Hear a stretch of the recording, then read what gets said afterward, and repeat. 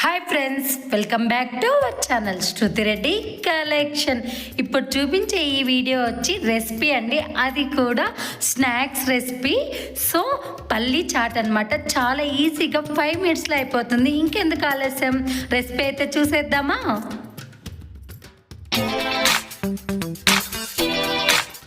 ఇంకా ఫస్ట్ అయితే స్టవ్ మీద ఇలా ప్యాన్ పెట్టేసుకొని కొంచెం హీట్ ఎక్కుతానే మనం ఫస్ట్ అయితే పల్లీలను అయితే వేయించేసుకోవాలి. పల్లీలను కూడా సిమ్లో పెట్టి రెడ్గా వేయించుకోవాలండి. మనం హై ఫ్లేమ్లో పెడితే త్వరగా మాడిపోతాయి, మనకి ఏగినట్లయితే ఉండవు. సో సిమ్లో పెట్టి అయితే పొట్టు ఊడేంత వరకు అయితే వేయించుకోవాలి. సో ఇక్కడైతే మనకి పల్లీలు అయితే వేగాయండి. సిమ్లో పెట్టుకొని ఇప్పుడు వీడియోలో చూపిస్తున్నా కదా, ఇలా అయితే వేయించుకోవాలి. ఇప్పుడు మనకి పొట్టు కూడా ఈజీగా వస్తుంది. సో ఇప్పుడు మనకి పల్లీలు వేగాయి కదా అండి, స్టవ్ ఆఫ్ చేసేసి కొంచెం అయితే చల్లారనిద్దాం పల్లీల్ని. సో ఇప్పుడు పల్లీలు చల్లగాయ లోపల ఇలా మనము ఉల్లిపాయలు, టమోటాలు, అలాగే పచ్చిమిర్చిని ఇలా చిన్న చిన్నగా ముక్కలు కట్ చేసుకొని, కరివేపాకు, కొత్తిమీరని కూడా ఇలా చిన్న చిన్న పీసుల్లా కట్ చేసేసుకొని, క్యారెట్ని అయితే ఇలా తురిమి అయితే పెట్టేసుకోవాలి. సో ఇక్కడైతే ఇంకా మనకి పల్లీలు కూడా చల్లగా అయిపోయినాయి కదండి. ఇప్పుడైతే పల్లీల నుంచి ఇలా పొట్టునైతే వేడి చేసేసుకొని నీట్గా చెరిగేసుకొని పొట్టుని డివైడ్ చేసేసేయాలి. పల్లీల నుంచి ఇలా అయితే రెడీ చేసి పెట్టేసుకోవాలి. సో ఇప్పుడైతే స్టవ్ మీద ఒక ప్యాన్ పెట్టేసుకొని కొంచెం ఆయిల్ వేసేసి, కొంచెం వేడి ఎక్కుతానే పసుపు, అలాగే కారం పొడి, కారం తగ్గట్టుగా వేసుకోవాలండి. కొంచెం స్పైసీ ఎక్కువ తినేవాళ్ళు ఎక్కువ వేసుకోండి, పిల్లలు అలా ఉంటే కొంచెం తక్కువే వేసుకోండి, తినడానికి ఈజీగా ఉంటుంది. సో అలా కొంచెం వేగుతానే ఇలా పల్లీలను అయితే వేసేసుకోవాలి. ఇంకా పల్లీలు వేసిన తర్వాత మొత్తం అంతా మిక్స్ చేసేసి ఒక 2 minutes అయితే అలా స్టవ్ మీదనే పెట్టేసేసుకోవాలి.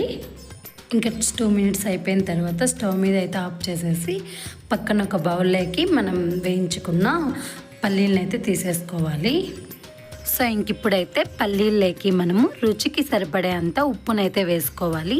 ఉప్పును వేసుకున్న తర్వాత ఇప్పుడైతే మనం కట్ చేసుకున్నాం కదండి ఇందాక, అవైతే కట్ చేసుకున్న ఉల్లిపాయ ముక్కలు, పచ్చిమిర్చి, అలాగే తురుముకున్న క్యారెట్, కొత్తిమీర, కరివేపాకు, టమోటా ముక్కలు అన్నీ వేసేసేసి బాగా మిక్స్ చేసుకుందాము.